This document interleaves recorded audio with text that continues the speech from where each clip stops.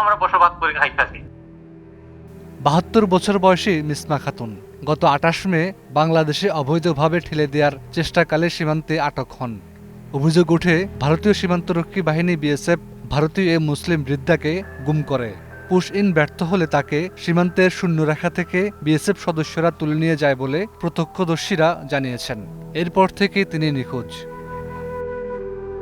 ঘটনাটি ঘটে কুড়িগ্রামের ফুলবাড়ী উপজেলার বনচৌকি সীমান্তে, যেখানে ৭৮ বিএসএফ ব্যাটালিয়নের পাগলিমারি ক্যাম্প থেকে ৬ জন নারী পুরুষকে বাংলাদেশে ঠেলে দেওয়ার চেষ্টা হয়। বিজিবি ও স্থানীয়দের হস্তক্ষেপে পুশ ইন ব্যর্থ হয়। ওই সময় আটকদের মধ্যে মিসমা খাতুনও ছিলেন। পরবর্তীতে ছড়িয়ে পড়া একটি ভিডিওতে দেখা যায় মিসমা খাতুন বিজিবির কাছে অনুরোধ করছেন যেন বিএসএফ তাদের উপর নির্দয় আচরণ না করে। ভিডিওতে তিনি জানান তার কাছে আধার কার্ড, প্যান কার্ড ও ভোটার আইডি রয়েছে, যা প্রমাণ করে তিনি ভারতের বৈধ নাগরিক। দক্ষিণ দর্শকতা আমার বাবার বাড়ি লঙ্কামজা আমার বাবার বাড়ি, আমার স্বামীর বাড়ি পড়ছে। ২১ টেলিভিশনের সঙ্গে এক সাক্ষাৎকারে মিসমা খাতুনের ছেলে আব্দুল সোবহান জানান, গত ২৪ মে আসামের হোজাই থানা পুলিশ আমার মাকে ফরেনার্স ট্রাইব্যুনালের তদন্তের নামে তুলে নিয়ে যায়। এরপর জানতে পারি তাকে বাংলাদেশে পুশব্যাক করা হয়েছিল। তারপর আবার বিএসএফ তাকে নিয়ে যায়, কিন্তু তারপর থেকে মায়ের কোনো খোঁজ নেই। আমার মা কাঁদতেছে। তারপরে আমি ফেসবুকটা কমেন্ট করছি, কমেন্ট করা পরে আমি ফোন মারছি, ফোন মারা বাদে আলোচনা হয়েছে। বাট আমি সব অল টোটাল ডকুমেন্টস যা আছে সব ডকুমেন্টস আমি সাবমিট করছি আপনারা বিএসএফ এর কাছে। আচ্ছা, বাদে স্যারে দেখলা দেখে কইলা এটা একটা আলোচনা হইব, আপনার রাত ৭টা পরে আপনারা খবর পাইবেন। আমি আপনার এসপি স্যারের একটা দরখাস্ত মারলাম যে আমার মা কই আছে না আছে একটা খবর হইবার লাগে। আচ্ছা, বর্ডার এসপি স্যারে কইছে না আমি তোমার কইতে পারবো না। ৬ ভাই বোনের মধ্যে সবার ছোট মিসমা খাতুন।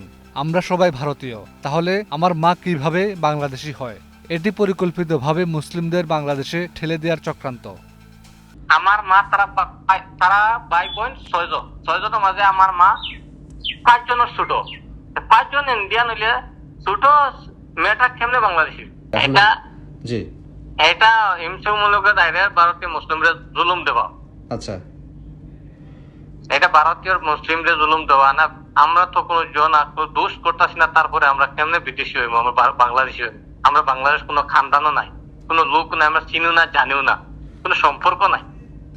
মিসমা খাতুনের বিরুদ্ধে বিদেশি হওয়ার অভিযোগ থাকলেও তার কাছে বৈধ সব পরিচয়পত্র রয়েছে। ছেলে আব্দুল সোবহানের দাবি, পুশ ইন ব্যর্থ হওয়ায় বিএসএফ আমার মাকে গুম করেছে।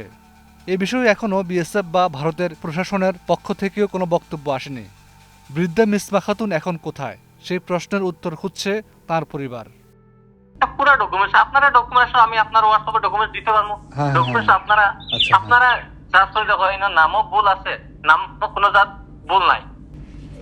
এটা আমার আসাম সরকারও চাই, আপনারা বাংলাদেশের সরকারও এটা অনুরোধ দর গেছে আমার, যেন আমার মারা ফেরত আমরা ইন্ডিয়াত পাইতাম, এটা আমরা দাবি।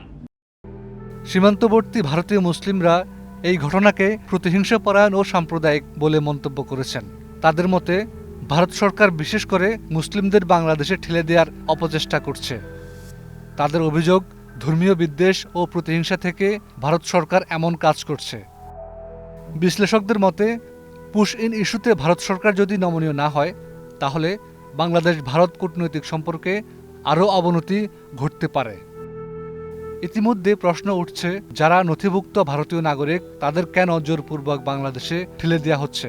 এমন আচরণ শুধু মানবাধিকার লঙ্ঘন নয়, এটি প্রতিবেশী দেশের সঙ্গে সুসম্পর্কেরও পরিপন্থী।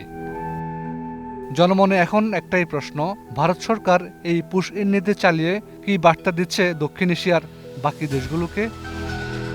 হাফিজুল্লাহ, ২১ টেলিভিশন।